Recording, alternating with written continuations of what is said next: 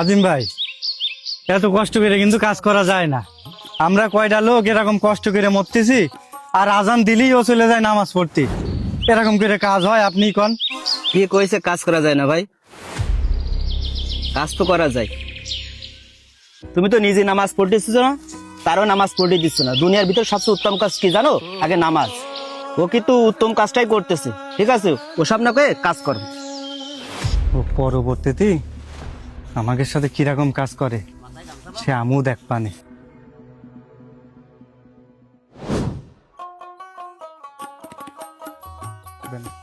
ও ভাই, আপনাকে জন্য মোটর ঘরে ভাই নাস্তা নিয়ে আসছি।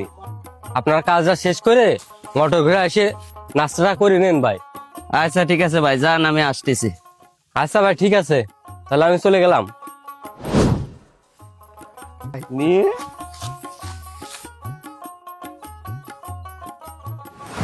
আকাশের অবস্থাও ভালো না, কি দেখি হবে নে। কিরে, কি অবস্থা? ধান কেছে কাটা সব হবে না? এইটা কাইকে আবার কিন্তু ওই বইকান শেষ করতে হবে আজকে।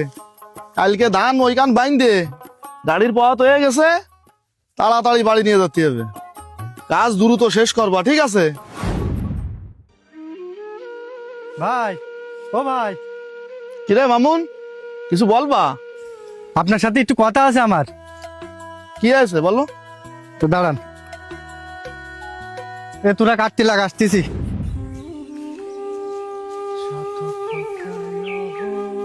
ভাই, আকাশের অবস্থা কিন্তু ভালো না।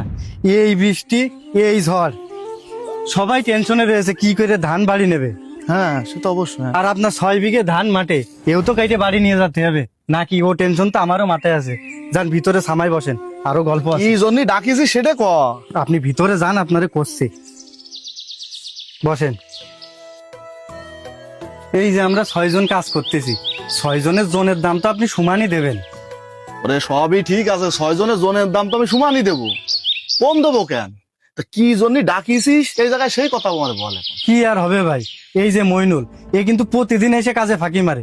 এর আগেও এরকম করেছে, আমি কিন্তু আপনারে কিছু কইনি। আরে ভাই, এত কথা না বলে মইনুল কি করেছে তুই আমার সেই কথাটা আগে কয়া। কি আর হবে ভাই, আজান দেওয়ার সাথে সাথে ও নামাজ পড়তে চলে যায়। যাই হোক, ঘন্টার পর ঘন্টা সময় কাটায় আসে। ওই সময়টুক নামাজের পিছনে না দিয়ে আইসে যদি আপনার ধান কাটতো, তাহলে ধান কাটাটা তাড়াতাড়ি হয়ে যেত না? আপনিই কন। এই যে কাজে এসে ফাঁকি দিচ্ছে, আপনারে ঠকাচ্ছে না? আর আপনারে ঠকানো ঠিক হচ্ছে? ও, এই বিষয়। আচ্ছা ঠিক আছে, তুমি কাজে যাও, সঠিকভাবে কাজ করো, বিষয়টা আমি দেখতেছি। হ্যাঁ ভাই, বিষয়টা আপনি দেখেন। ও আপনার কাছ থেকে যে কাজ করে টাকা নিচ্ছে, এই টাকা কিন্তু হালাল হচ্ছে না, সব হারাম হয়ে যাচ্ছে। গেলাম ভাই। আসলে আল্লাহর রহমত ছাড়া কিছু হয় না। আল্লাহর রহমতে এইবার আমার গাছে কাঁঠালের অভাব নেই। আল্লাহ ভালোই দিয়েছে।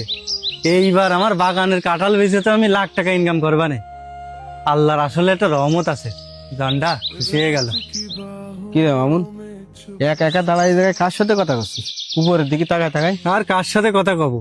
আমার বাগানের প্রতিটা গাছে এইবার যেই পরিমাণে কাঁঠাল ধরেছে, আল্লাহর রহমতে এবার কাঁঠাল বেচেই আমি বড় লোক হয়ে যাব। না, তা তো অবশ্যই ভাই, সবই আল্লাহর রহমত। আল্লাহর রহমত ছাড়া কোনো কিছুই হয় না। ওরে তা তো, আমি কি আর আল্লাহর রহমত অস্বীকার করেছি? আর তুই হঠাৎ এদিকে কোনে যাচ্ছিস? ও, আমি একটু তোর কাছে আইলাম, তোর বাড়িও গেলাম। ভাবি কইলো যে তুই রাস্তার দিকে আসিস। ভাই রে, মেলা দিনই তো হয়ে গেল, আমার কোনো কাজ কাম নেই। আর আমি তোর গাতাই কাজ করি, বাইরে কিন্তু কোনো গাতার সাথে কাজ করতে আইলাম। তোর বাড়ি গেলাম। এই সপ্তাহে যদি কাজ হয়, অবশ্যই আমার একটু রাখছে নি। খুব সমস্যার ভিতরে আছে, হাতে টাকা পয়সাও নেই। বাড়িতে বাজার করব, চাইল কিনবো, ওই টাকাটাও নেই। আমার একটা কাজের ব্যবস্থা করে দে ভাই। শোন ভাই, তোরে কাজে নিয়ে গেলি ওই গেরস্ত মহাজনের কাছে আমার মেলা কথা শুনতে হয়। আর তারপরেও তোরে কাজে নিয়ে গেলি, সে কাজেও আমার পুষায় না। তোর জন্যই কাজে বেঘাত ঘটে, তোরে আর কাজে নিতে পারবার না আমার গাতায়। তুই অন্য জায়গায় দেখ, যা। এবার এই একটু শোন না, আমি মেলা সমস্যা আছি, এই জন্য তোর কাছে আসছি।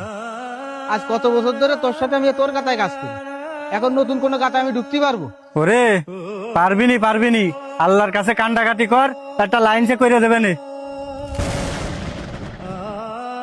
হে আল্লাহ, তুমি আমার এই বিপদে রক্ষা করো আল্লাহ। তাহলে সবকিছুই তো শুনলাম, মামুন তোর সাথে এগুলো করতেছে। শোন মইনুল, ভেঙে পড়িস নে। রিজিকের মালিক আল্লাহ। ওই মামুন কিছু করে তোর কি রিজিক বন্ধ করে রাখতে পারবে? আল্লাহর উপর ভরসা রাখ, আল্লাহ একটা ব্যবস্থা করে দেবে। আর এখন তো মাসের শুরু, আমার হাতেও তেমন টাকা পয়সা নেই। তুই আপাতত 4,000 টাকা রাখ।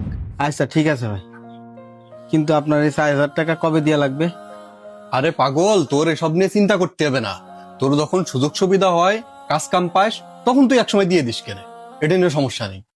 ঠিক আছে ভাই, এই টাকাটা পাই আমার মেলা উপকার হয়েছে, আমি আপনার ভাষায় প্রকাশ করতে পারবো না। তাহলে থাকেন, আমি চলে গেলাম। আচ্ছা ঠিক আছে, তুই যা, তুই এত ভেঙে পড়িস নে। আমি তোরে কইছি নে, রিজিকের মালিক আল্লাহ। যা। এই অর্ণব, এই যে বড় ঘাসগুলো না, এগুলো কেটে বড় খামারে দিবা, আর ছোট ঘাসগুলো এভাবে থাকুক। এগুলো পরে বাড়ির পাশে যে খামারটা আছে ওটা এগুলো নিয়ে যাবা। আচ্ছা ভাই, সব কাজগুলো আমি ঠিকভাবে করবানে। তা ভাই, আপনার সাথে একটা কথা বলার ছিল। হ্যাঁ, কি কথা বলো? ওই যে মইনুল ভাই, ও কিন্তু ভালো মানুষ, কাজ কাম সবকিছু ঠিকভাবে করে, কিন্তু মামুনির কারণে মইনুল ভাইয়ের কাজ নিচ্ছে না ভাই কেউ।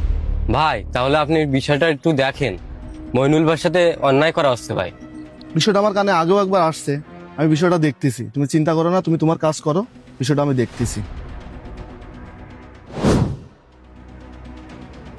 জি ভাই বলেন। বিয়াদব, তোকেই তো আমি খুঁজতেছি আজ 2 দিন। ভাই আপনি আমার গায়ে হাত তুললেন? আপনি কি জন্য আমার গায়ে হাত তুললেন? এই, একদম কথা কম, চোখ নিচে। তুই বিষয়টা বুঝতে পারতেছিস না? তোর জায়গায় যদি অন্য কেউ থাকতো, আজ পাড়ায় পুঁতে ফেলে দিতাম আমি। শুধু তোকে আমি বাঁচাই দিলাম। আরে ভাই, সবকিছু মগের মুল্লুক নাকি? আজকে আমি গরিব মানুষ বিলে আপনি আমার চল মেরে পার পেয়ে যাচ্ছেন। আমার জায়গায় অন্য কেউ হলে আপনি চল মারার ক্ষমতা পাইতেন না। তুই গরিব মানুষ, মইনুল কি কোটিপতি? তুই মইনুলের মতো একটা ভালো ছেলের ক্ষতি কি করে করলি? ও তো গরিব মানুষ। এই, তোর কারণে মইনুলকে গ্রামের কেউ কাজে নেই। ওর অপরাধটা কি? 5 ওয়াক্ত নামাজ পড়ে তাই? এই, ও কাজের সময় নামাজ পড়তে যায়, এটা কি ওর বড় অপরাধ? তুই জানিস না পৃথিবীর সকল কাজের চাইতে নামাজ উত্তম? মইনুল একটা ভালো ছেলে, তুই যে রিজিকটা নষ্ট করলি, তুই কি মানুষ? তুই তো আস্ত একটা মুনাফেক, তোর ভিতরে কোনো মনুষ্যত্ববোধই নেই। শোন মামুন ভাই, তোর গায়ে যদি আমি হাত তুলে অন্যায় করে থাকি, তুই আমার মাফ করে দিস। একটা জিনিস কি ভাই, কেউ কারোর রিজিক বন্ধ করতে পারে না। রিজিকের মালিক একমাত্র আল্লাহ। আমাদেরও আল্লাহ সন্তুষ্টির জন্য 5 ওয়াক্ত নামাজ কালাম পড়া উচিত। আমরা এই যে আল্লাহর কত নিয়ামত ভোগ করতেছি, আলো বাতাস, খাবার খাচ্ছি, এগুলোর জন্য আমাদেরও 5 ওয়াক্ত নামাজ পড়ে আল্লাহ সন্তুষ্টি অর্জন করা উচিত। আজ বাদে কাল আমরা সবাই মৃত্যুবরণ করবো। মৃত্যুর পর আমরা কি নিয়ে যাব সাথে? ওই 3 টুকরো সাদা কাপড়ই তো। তাই আমি বলি কি, মানুষের নামে গীবত করা, মানুষের নামে ষড়যন্ত্র করা, মানুষের ক্ষতি করা, এগুলো থেকে বিরত থেকে আল্লাহর রাজি খুশির জন্য 5 ওয়াক্ত নামাজ কালাম পড়া উচিত। ভেবে দেখো, আমি যে কথাগুলো তোমাকে বললাম, এগুলো মাথায় রেখো। দুনিয়ার সব কাজের থেকে নামাজ উত্তম। আগে নামাজ, পরে কাজ। তাহলে থাকো মামুন, হ্যাঁ ভালো থেকো, পরে দেখা হবে।